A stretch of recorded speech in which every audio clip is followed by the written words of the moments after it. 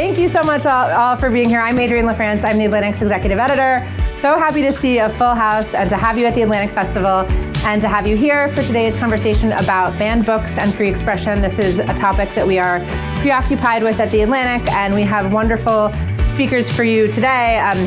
Before we do that, I want to thank Penguin Random House for their support of the Atlantic Festival and for the support of their support of our journalism.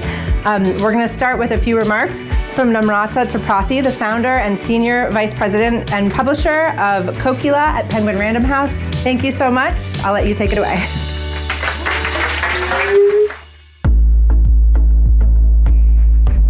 Good afternoon. I'm Namrata Tripathi, the publisher of Kokila, an imprint at Penguin Random House. An imprint is basically a smaller division within a publisher with a specific focus, voice, and in our case, mission. Kokila publishes stories and storytellers that have historically been marginalized from traditional American publishing. We focus on books for readers 0 to 18.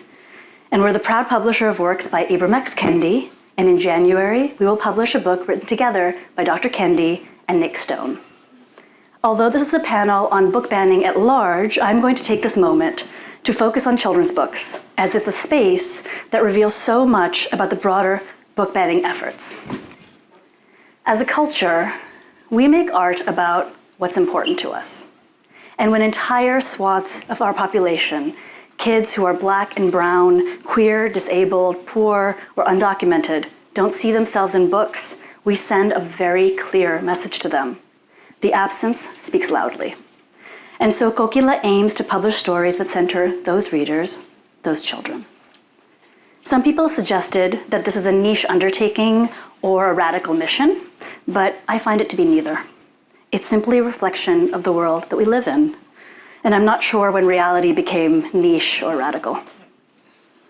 I made a home for this imprint at Penguin Random House because of the company's tremendous reach, commitment to protecting writers against censorship, and the ability to support more equitable access to books through partnerships with organizations dedicated to protecting free expression and the right to read.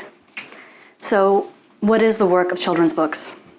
Picture books, the illustrated ones that you see for the youngest readers and listeners, are a child's first introduction to poetry, to art, to visual storytelling. They establish for kids how the world works and their place in it. It is nothing short of a primer on how to be a human. Books for readers 8 to 12 catch kids in the years when they're developing their sense of justice. If you've ever talked to a 10-year-old, you know that they care about what is fair and what is right. And young adult books are made for young people about to enter adult society, and these books invite them to consider how they might contribute to it. Ask anyone about the 10 books that have shaped them, and most likely, at least half of them are from their childhood. Because this is where readers and thinkers are made. So it is no accident that over the last many years, the focus of book bans have shifted more and more to the world of children's literature. And now, this space is arguably the primary theater where this battle is being waged. And what's at stake is painfully apparent and certainly well understood by those who wish to limit access to books. Books most often by and about Black and brown and queer people. If books connect us to ourselves, to our past, to our true histories, to each other, if they create lines of empathy and understanding, and most radically, if they show us not just what is or what was, but what can be, then the most dangerous thing about them is that they might lead to change. So if our goal as a society is progress, the obvious choice is to build an informed population connected to history and to each other, because these kids now will be the future voters and legislators and Supreme Court justices.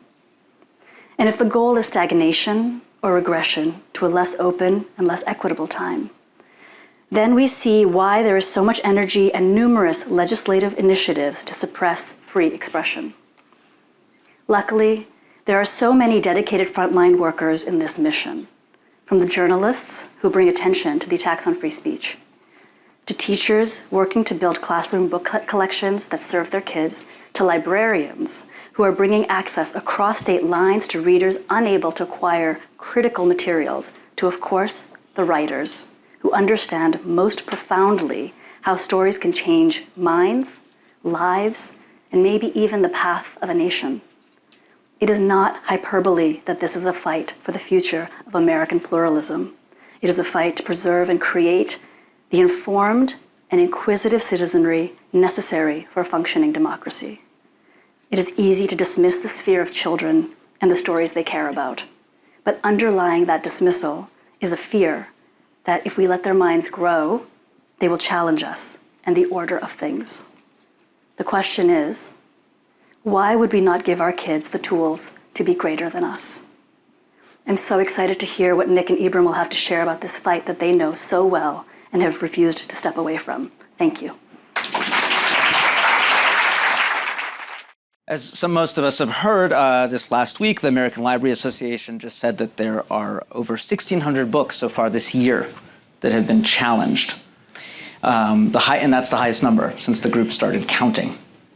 The Times has recently reported about librarians being labeled pedophiles on social media, called out by local politicians and reported to law enforcement officials even. Some librarians have quit, others have been fired. We've all seen these stories in the news, and there's even indication that many of these efforts to ban books are part of a concerted program by national organization. PEN just reported that 50 advocacy groups so far this year were behind pushing book bans. Most of these efforts are from the right and about books that conservatives say offend their sensibilities when it comes to race and gender. Ibram and Nick's books have been on these lists, and we'll talk in a minute about what it feels like to find your book being attacked in this way. But I also wanted to widen the conversation a bit and try and understand this surge of book banning as part of a general spirit of censoriousness in the country right now, one that touches the right but also exists on the left. Judy Blume, one of the most banned authors in America for decades, recently wrote that it's not the books under fire now that worry me, it's the books that will never be written. So we have to also examine self-censorship and the way it's inhibiting authors and publishers, and possibly posing, we can discuss how possible this equivalence is, but possibly posing as grave a danger to free speech as the bans. We have to contend with the fact that, as a recent Knight Foundation poll found, 65% of students are scared on campus to talk about subjects that they feel are going to offend people. So I'd like to understand whether these two phenomena are connected. I mean, that's going to be part of our conversation and why this might be happening right now. But first, I wanted to kind of start with something very concrete, which is that I was hoping that Ibram and Nick could talk a little bit about the conditions under which they found their books being banned and why they think they were banned and how it felt to find your book being treated in that way. I guess, Ibram, you can start. Well, first, I just want to thank all of you for being here. I'm so happy to be on this panel and talking about this grave, in many ways, issue.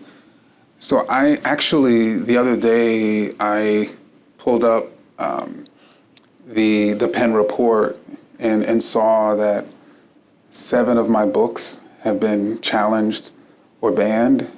And my first thought was taking me back to when I was 16 years old and I didn't read. I wasn't a reader. I didn't read that many books. And I thought about how I did not read books because the types of books that I wanted to read were not being put in front of me.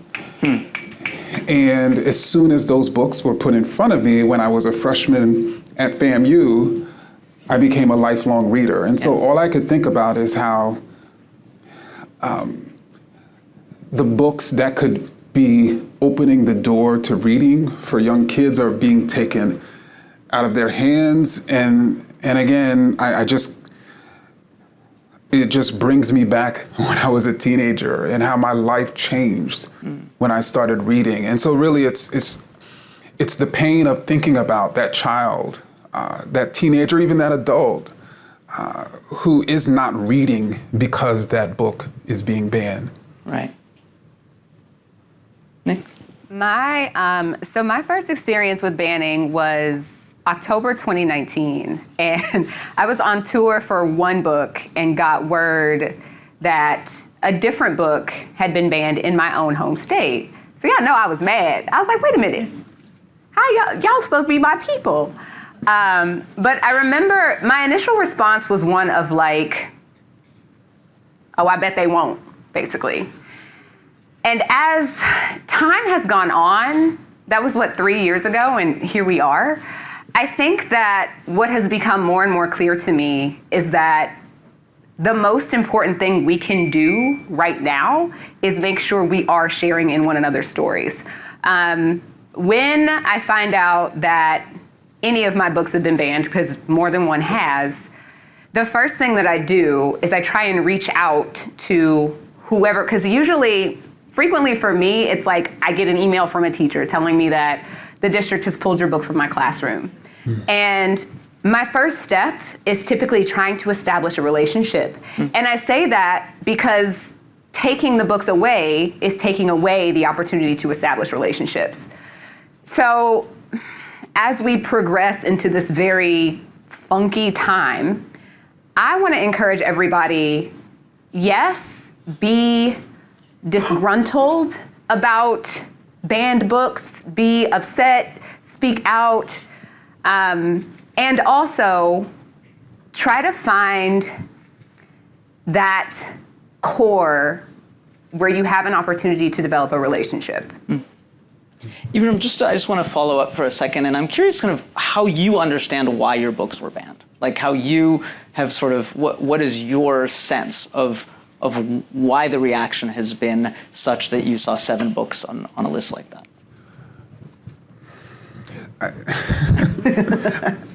So, to say it in the most concise way, a white supremacist talking point has gone viral and is mainstream. And that talking point is anti-racist is code for anti-white. That talking point was developed by a white supremacist propagandist named Bill Whitaker. And it pretty much has essentially been rephrased and packaged and gone viral. And so those of us who are doing anti-racist work, those of us who are writing anti-racist book, those of us who are publishing a book like Anti-Racist Baby, they're framing it as anti-white, as indeed racist, as harmful to white children. And I think that it's sort of part of a long history of the way in which the conservators of racism have responded to our efforts towards equity and justice, going all the way back to even Andrew Johnson. When he vetoed the first civil rights bill in 1866, he said it was anti-white. Yeah. So George, talk to us about sort of how you see the book banning as possibly part of bigger forces in American culture, one that I imagine you might think of as sort of a creeping illiberalism. Place this in sort of a bigger context as you understand it. First of all, this isn't new. Right. This has been a part of our history from the beginning. I mean, in the pre-Civil War era, Southern states banned Uncle Tom's Cabin and slave narratives because they were considered dangerous. They were considered books that could incite rebellion. And in the 1950s, the McCarthy era saw a similar panic where writers who were suspected of leftism and other sins were lost their jobs and were put on blacklists. So it's we go through these. It's not continuous. There are other periods, I think, where there's more openness. But right now, we're going through one of these historical cycles where there is a kind of fever, a panic, that a witch hunt, really, where somehow Americans feel that their identity or their sense of what's good is under attack, and they want to stamp it out. We are a Puritan people, that was the origin of the original white settlers from Europe, and that has kind of been in our DNA from the beginning. And that puritanical impulse to purify and to eliminate what's considered dangerous or harmful is a really strong American impulse. So I think, why is it happening now? Why are we polarized? Why have we come to a point where no other democracy on earth is at such a state of mutual hostility and hatred that politics and governance have been blocked, and there's a sense that there may even be the rumblings of some kind of civil conflict? Like, why is that? That's a bigger question, but I think this is part of that. Mm-hmm. And I think, as Ibram and Nick were saying, it's being ginned and fomented by people with a political interest, because this is powerful stuff. Mm-hmm. Ron DeSantis is running for president on the basis of banning books. Greg Abbott in Texas, I don't know what his political ambitions are, but this seems to be something that right-wing politicians see as a winner. Mm-hmm. And regardless of what the effect on children, teachers, librarians, and writers might be. Mm-hmm. But I do think it's true that it is part of a larger cultural climate of, as you said, censoriousness, which leads to self-censorship. And that is maybe Judy Blume's point, that in a way, if you can keep people from writing what you don't want to read, you don't need to ban the book, because the book won't get written. Mm-hmm. Ray Bradbury said there's more than one way to burn a book. Mm-hmm. And he added, the world is full of people running around with lit matches. Feels like America has a lot of people running around with lit matches. Some of them are on Facebook, that tends to be the right. Some of them are on Twitter, that tends to be the left. I think with the right, it's happening at the level of government, state, county, school boards, and it's got that actual censoring quality that government can have, which is really dangerous. I think on the left, it's happening more in the realm of culture, mm-hmm. where a book deemed offensive, even before it's published, can be banned and burned. And we've seen writers withdrawing books based on an early reaction, probably from people who haven't even read it. Mm-hmm. This to me is part of the general panic, mm-hmm. and it feeds itself. Each side feeds the other, and the temperature rises and rises. Mm-hmm. And how do we combat mm-hmm. that? Mm-hmm. I think, first of all, by insisting that we should put as few obstacles as possible between writers and readers. Mm-hmm. And that includes pointing to it when we see obstacles being raised. It means highlighting the books that are being banned. And it means, as Ibram said, giving children, once again, a sense of how wonderful it is to read literature. Mm-hmm.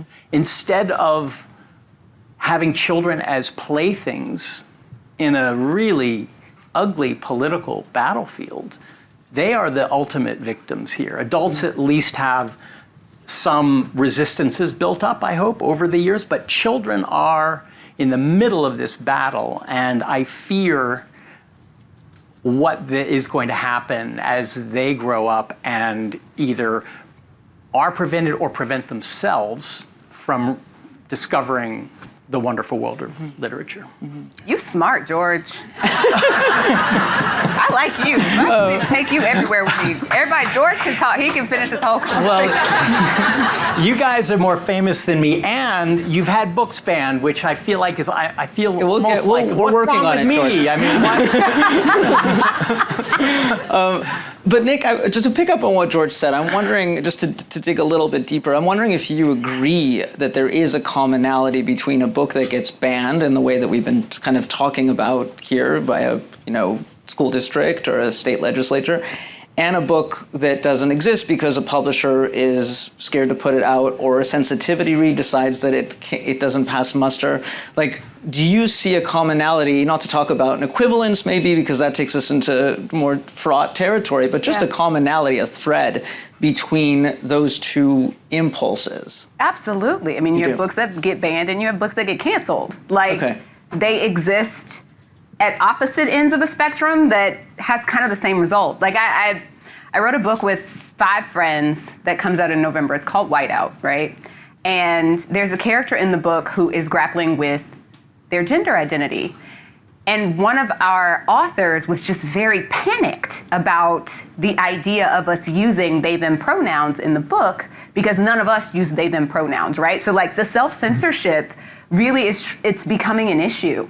I think that the most important thing is that we remember that books give us an opportunity to explore a variety of perspectives, right? None of them have to be correct.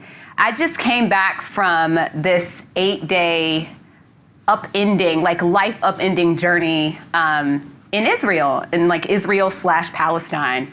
And I use both of those terms because it's important to acknowledge that there are people who feel both ways in this space. I feel like there's a similar thing happening in the book space, where you have people who object to the content of a book. You have people who object to the content from like a political space. They object to it from religious space. My books get banned. The reasons are wide and ridiculous. It's been language. I've had people say there's too much sexual content when there's no sexual content. Like, that's been an interesting one. I'm like, okay. Anti-police is one that I get. My father, who was a police officer for 30 years, laughs at that one.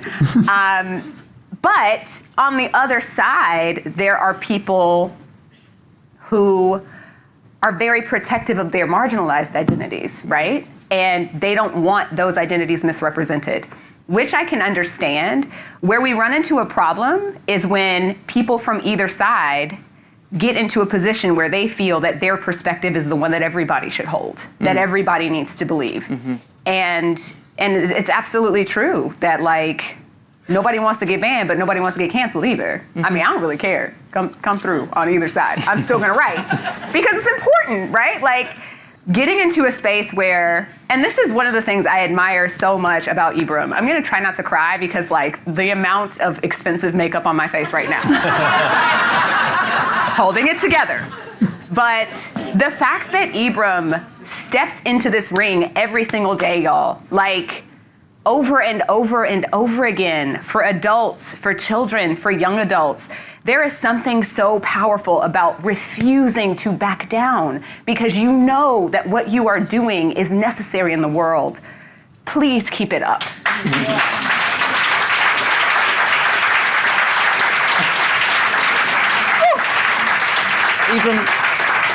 Ibram, I wonder if you would address this too, sort of how you understand the cancel culture phenomena in relation to the book banning, and whether there, I mean, I'm just curious to hear you talk about whether you think there is a room for, I mean, when we use the phrase self-censorship, I mean, everyone's going to understand that as a pejorative, right? But is there a version of that, of sort of, if a culture is changing, there are certain things that the red lines are changing, you know, what you can say, what you shouldn't say. Like, how do you think about all of that when it comes to what, you know, whether or not a book exists in the world at all? Wow, where do we even begin? So, I mean, let me give a perfect personal example. Yeah. Because I'm a scholar, scholars were not trained and were ostracized from writing personal narrative. And so my decision to use personal narrative in my last 2 adult books, there are many scholars who are advocating for racial justice who think those books were not scholarly, who would have never written those books themselves, even though they have something to say, and who sort of question the veracity, of the argument, just as there are people on the outside who are not scholars who would say scholars I question their legitimacy if they're using personal narrative to tell a larger story. And so as a result, scholars generally, historically, have not used personal narrative in books, and they've self-centered as a result. I think Nick, a point that she made that I just think I'd like for us to underline, that one of the beauties of writing is you not only can create characters and tell stories about your identity, but you could also tell stories and create characters about other identities. And it's hard even to create a novel, let alone a nonfiction book, if you can't sort of maneuver back and forth. And I think because there's been so many different identities that have been misrepresented in literature, because so many writers are not considerate about the fact that they don't know, but other writers are considerate of the fact that they don't know, so they do a tremendous amount of research before they depict or represent, a character that is not their identity. But then other writers just don't do it. Yeah. They self-censor. They're like, I'm just not going to even go there. Right. And let me just add, I was, I recently came out with a book that adapted Zora Neale Hurston's It's so good, y'all. It's so good. 1925 short story called Magnolia Flower. Right. And when I was considering pursuing this project and future ones, I wasn't sure whether I should do it. Yeah. And I was thinking possibly a Black woman should do this. And I didn't know how some Black women would respond to me, as a man, adapting these books. Yeah. But then I remembered that Zora Neale Hurston, in particular, many of her most memorable characters were Black men. Yep.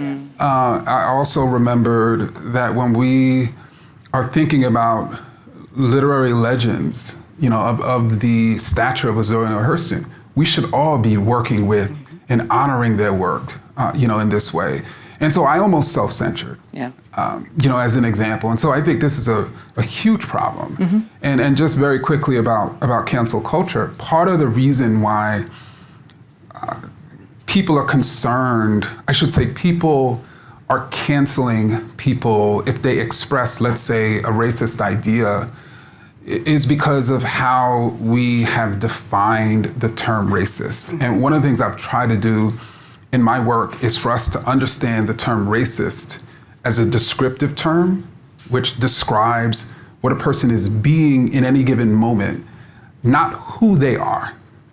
And so if it's widely believed that the term racist is a term that describes who a person is based on what that person did in one moment, you're going to create a culture where people are going to cancel people because of one thing that they say, or they're going to be not willing to take risks because they don't want to be tattooed as racist. Yeah, Chimamanda Ngozi Adichie wrote something recently which was quite striking. She wrote, she's afraid that the fiction of the next 20 years is going to be awful because of the fear she sees in her students, in her classes. They're all constipated, constricted, they're paralyzed with fear. They cannot simply let the creative juices flow. Yeah. And that is not a state in which good work is going to be done. Yeah. And she, she's caught a lot of hell herself for things she said, but she seems to have weathered it and she was warning us. Not just, there's an abstract principle here, which is freedom of expression, freedom to speak, freedom to write. There's also excellence, there's good work that we need. And if we're all bottled up in these little prisons of fear, we're not going to do good work. Right. And so that was, for me, a pretty interesting warning.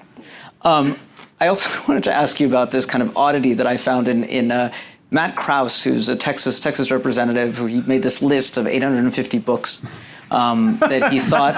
But this is interesting because the language he used to describe which books should be singled out and examined are books that, and this is a quote, might make students feel discomfort, guilt, anguish, or any form of psychological distress because of their race or sex. And what I thought was really interesting about that is it sounded like language that was lifted straight from either the reality or our perception of what's going on college campuses and questions about safety and sensitivity, and the fact that it had migrated to the right and that they were using this. And I don't think he was using it cynically. I think well, maybe he was, but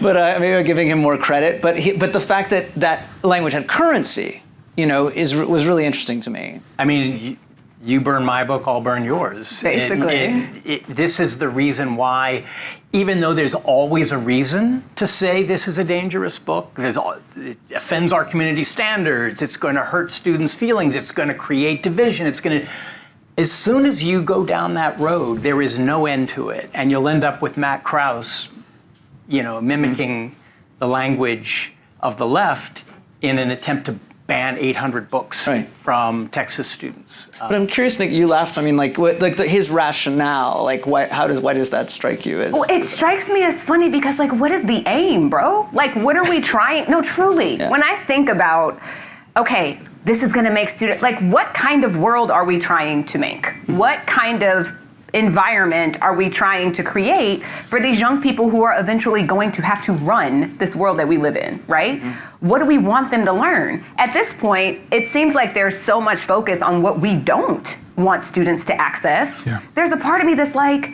well, what do you want them to learn? We don't want them to learn history. We don't want them to learn about racism. We don't want them to learn about any kind of identity that isn't straight, cisgender, and heterosexual. Well, I guess straight and heterosexual are the same thing, but we don't want them to learn anything that, at this point, I get so confused when it comes to what people decide to single out, because I'm like, so what do you want for your children? We're really, really good at figuring out what we don't want, but what do we want? What kind of world do we want them to live in? I think that so few people have that kind of larger picture in mind, that we're just creating these spaces where kids are, what are they learning beyond math, Yeah. I have this other kind of framing for understanding this question that I was curious to get your feedback on.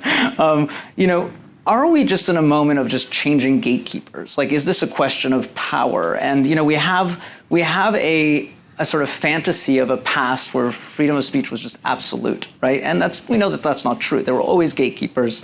All the news that's fit to print was always just a myth that people told themselves, while there was 3 television stations, 3 national newspapers, and a group of people who controlled. And now there's a plethora of ways and places that one can express themselves. The notion of, as George's work has shown, there's so much more fragmentation. So is this all the banning, the self-censoring on campus, the fear? Is it just this scrambling for control over power about who's going to set the new red lines? And who's going to decide sort of what the new conditions are going to be of what we can say and what we can't say, and who the gatekeepers are going to be? I think yes. And I say that humans don't create stories. Stories create humanity, if you think about it. We learn how to be human, we learn how to interact with each other, we learn how to move through our world through story, which is why story is so important. Mm-hmm. So the person who is controlling the stories that we're hearing is absolutely going to control the kind of world that we inhabit. And so I do think that there is an element of trying to this kind of grasping for power over this larger narrative of what it means to be a person. And that is why all of this is so frightening to me. I was in Yad Vashem, which is the Holocaust memorial in Israel. And there's this one display where you step up to it, there are all of these books on the ground, and in the center there's a screen, and on the screen you see this book burning party basically happening. And the text on the screen talks about how they're burning these books because they tell lies about certain groups of people. All these books obviously are written by Jewish people. And seeing the zeal and the exuberance with which this individual talking about burning these books, there's almost this glee over getting to take this narrative, wrest it out of the hands of the people that it belongs to, and set it on fire. And so I think that we have to be very, very, very careful about what we allow other people to tell us we can and cannot engage with. That's a great analogy, great vignette, and it, not to piss off our sponsor, but so recently, Random House. Well, you know George is going to go. George, in the last 10 minutes? Thank you. Recently, Random House was going to publish and then withdrew a centennial edition of Norman Mailer's essays, I think, some nonfiction. And they had their PR reasons, but it was pretty clear the reason was there were staffers, there were younger editors at Random House who saw that the title of one of his essays was The White Negro, which was a 1959 essay that was quite famous, quite controversial, quite interesting, and they didn't like that title. They were uncomfortable with it, and Random House said, we're not going to publish this book. So you could say, on the one hand, there are new gatekeepers. It's not just the bosses at Random House who get to decide that Norman Mailer is one of our great authors and we're going to put out a 100th birthday anniversary edition of his work. There are now lots of other people who get to have a say. And that sounds good, except the result of that is this book doesn't get published. Yeah. And so to your point, Nick, there is new power, and it's justified power, but the quest for justice can become a quest for power. And I think that is the danger in saying there's new people with new voices and don't tell us what not to publish because we didn't get a chance to tell you what not to publish 30 or 50 years ago. Now to flip it for a second, I'm curious if there's any books that you think should be banned.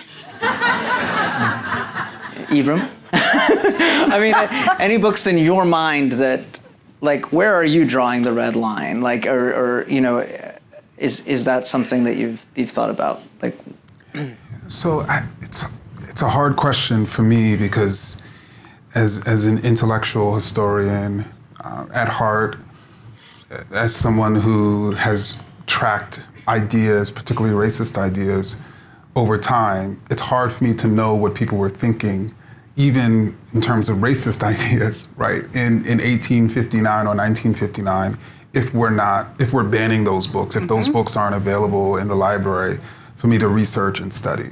And so I think I'm probably not the best person to ask because through not publishing even the most offensive and even racist texts, like I wouldn't be able to study and chronicle what human beings have been thinking over time. With all that being said, I do think that when books that are holding racist ideas are published and they are widely disseminated and people believe those ideas as truth, clearly they can do mass damage. They can justify new policies, they can defend old policies, which is typically their purpose. And when you have a public that imagines racist ideas as their common sense, it's easier to publish those books and it's easier for people to read and consume those books than the ideas that are challenging them. And so I think that's part of the sort of challenge. On the one hand, I wish that people could be able to publish books with racist ideas, and the general public would be able to identify them as such. Yes. Right, but typically the general public does not, and typically the general public identifies with those ideas more so than anti-racist ideas. Do either of you want to talk about which book you'd banned? Dang. So my favorite quote of all time ever comes from Elie Wiesel's Nobel acceptance speech. It is the memory of evil that serves as a shield against evil. And so, like, along the lines of what Ibram was just saying, I do think that it's important that we see a variety of ideas, even the ones that could potentially be dangerous. I personally wouldn't ban anything. And I say that just because, like, it's interesting to me because banning books feels very anti-American to me. When I think about the foundations of this country, when I think about the Constitution, when I think about just the right to freedom of speech, when I think about why this country was founded in the first place, the idea of taking something and saying, no, you can't have access to this, seems counterintuitive to why we're even here, right? So I definitely, though, do agree that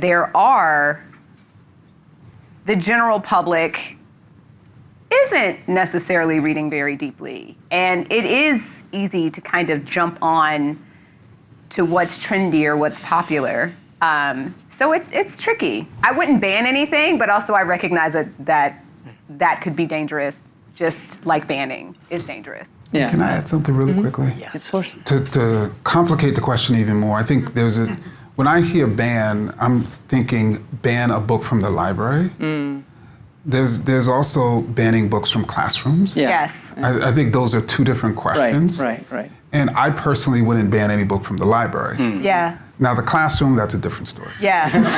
And see, in the classroom, I wouldn't even use the word ban. Yeah, Classroom, they're setting the okay? curriculum. A sign There or are not a things that sign. you're not going Right. to teach. Yes, exactly. And Right. there's only so much time, and there's only so many books publishers can publish. And I mean, when I think of what book would I have a very hard time accepting in the world, for example, The Turner Diaries, which was this white racist fantasy of mass murder of blacks and Jews by a physics professor that inspired Timothy McVeigh to blow up the federal building in Oklahoma City. So that, to me, if there's a book that reeks of evil, Right. that's one that comes out. Germany has banned Mein Kampf. Yeah. Should we ban Mein Kampf? Should we ban the Turner Diaries?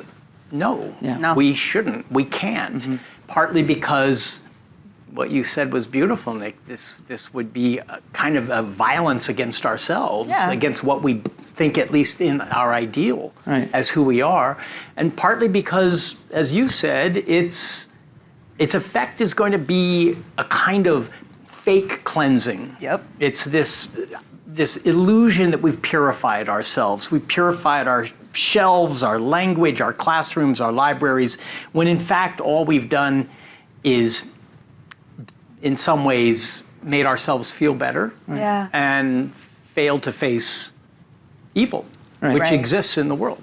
Right. And which will spring right back up, you know? right. A couple of generations of a book not existing, the same stuff that caused the book to exist in the first place will rise back up because we have no record of the damage that it caused. Yeah, like a book entitled The Passing of the Great Race by Madison Grant, Yeah. which of course was a major text during the eugenics movement. I think it was published in 1916. Adam Serwer wrote an essay Yeah. comparing the sentiments of that book to the new concept of Make America Great Again. Yeah, Right. yeah. Placement theory. Yeah. Well, I wanted to end on a sort of an up note. No, and here's how I'm going to get there. We're talking about books, you know, and think about, often these conversations are around children, right, and young people, and they have these computers in their pockets where they can access every sort of information that, all the offensive stuff Yep. and all the salacious stuff, and And you'd think that that would obviate sort of a conversation around the supposed dangerousness of certain books, but yet we're still here and we're talking about books. And to me, as the books editor, it makes me feel very happy because I see that there is we're recognizing in some sort of we're recognizing the power that they still. My fear is that they won't. It's not that they'll read the wrong books; that they just don't read. Yeah. And that is That's another conversation. Yeah. For that, we have the masters of Silicon Valley to thank. That is my. As a You're father, ruining my up note here. No, I'm sorry. Tear down the masters of Silicon Valley. No, as a father, that's my real concern, is simply that with all the distractions and the short attention span. Yeah. But maybe this conversation and others will show them that this can be taken away from you. So don't take it away from yourself. And I would just add that to sort of balance both the tragedy and the hope, I think Nick represents probably the greatest generation of writers for children. This diverse, incredibly creative generation of children's book writers and young adult writers, possibly in American history. But their books, of all books, right, are being banned. So our children aren't able to take advantage, of this greatness. Mm-hmm. Well, I want to open things up to our audience. I think there are runners with microphones. Sorry. Thank you. This was such an amazing panel, and I'm going to preface my question with the saying that I was born in Elie Wiesel's country, and I lived my teen years under total censorship, and we read a lot of books that were photocopied or smuggled in the country in Romania. So saying that, I'm actually shaking with anger right now, realizing what I missed. But is there a platform that supports those books that were banned, the artists that were banned? And if there isn't, I'm challenging our gracious hosts, and I volunteer my time and experience of a lot of years to help create a platform and a campaign, because you have to know it's really not a good country to live in where books are banned. It's not. I promise you it's not. My name is Daniela Kamrath. On an up note, Daniela, Dear Martin, which is banned here, is published in Romanian. Yes. I would also point you to organizations like PEN, who are doing great work sort of drawing attention to banned books. And there's a few others that are actually really on this, I think. And I think the New York Public Library has made many of the banned books freely available online. Brooklyn Public Library, excuse me.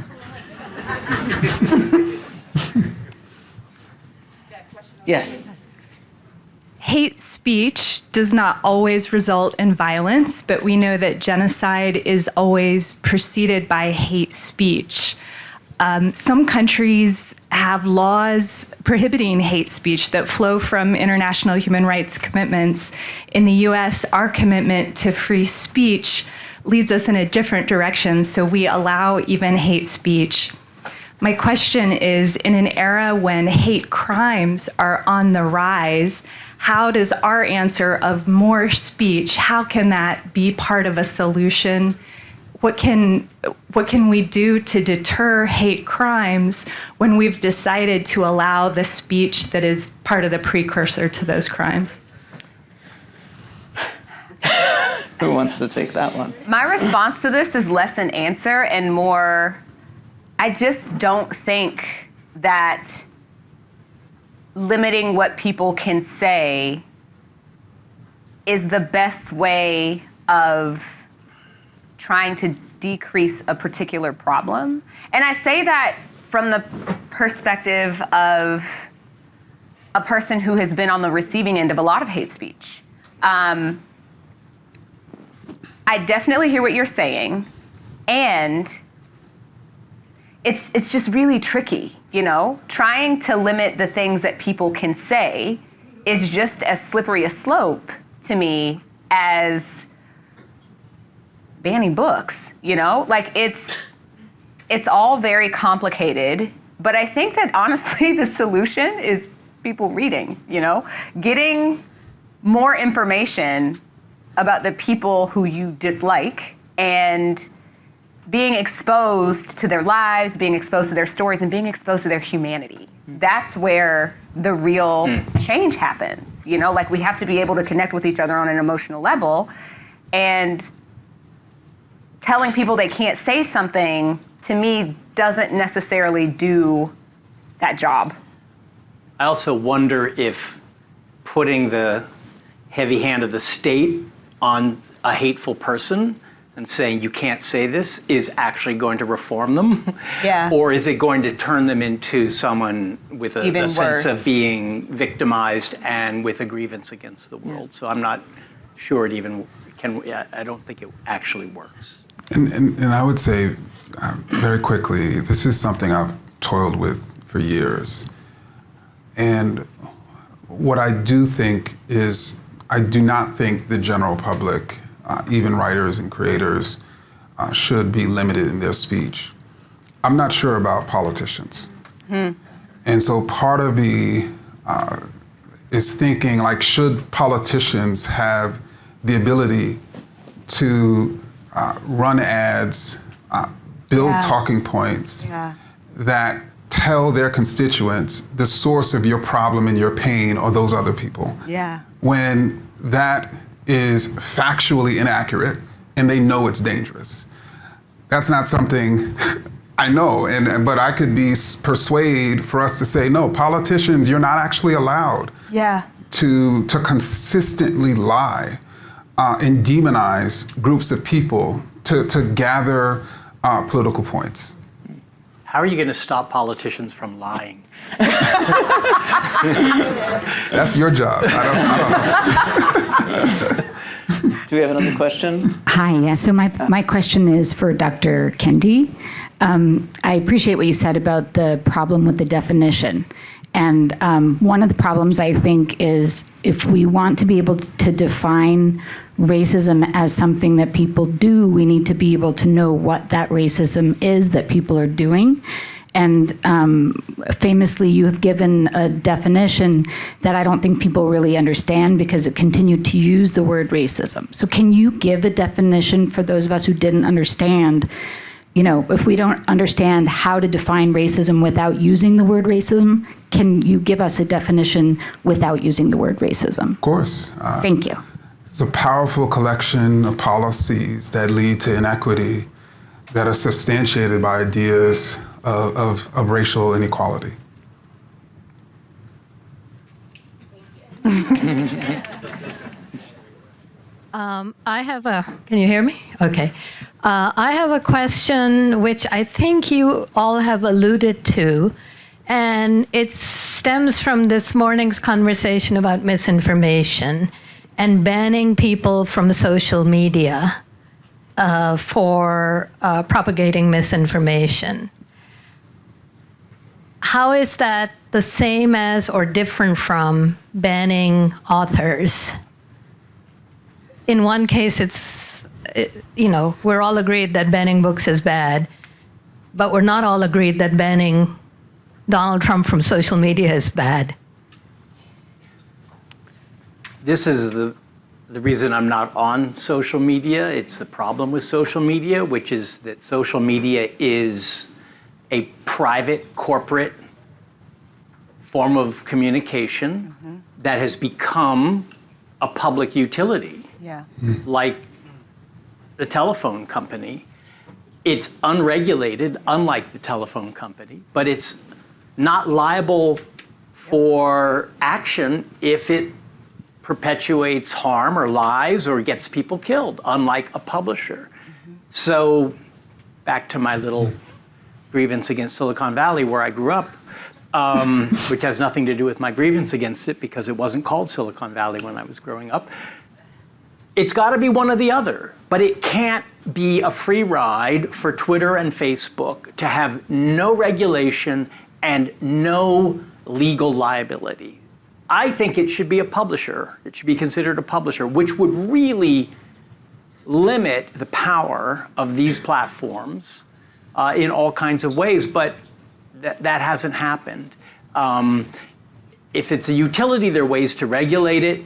The algorithms could be regulated, but there is no simple answer to your question because we've decided to allow these platforms to have all the benefits of publishers and all the benefits of utilities. And that's why, None of the restrictions. and none of the restrictions and none of the responsibilities. And that's why they make our lives so difficult. But Facebook has its own Supreme Court. I think we have time for one more question.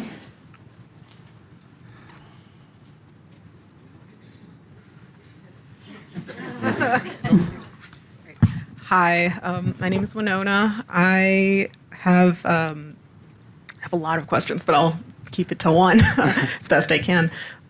So with the advent of the internet, we all know how widespan that the access to information is for young people and children. And even with banned books, children do have the ability to learn things beyond what they're able to maybe fully process. And given what's happened in the last 2 years, they could be feeling a lot of dejection in trying to speak out or speak up with their loved ones and trying to understand what's been going on and how to process racism and all of the different isms in the world.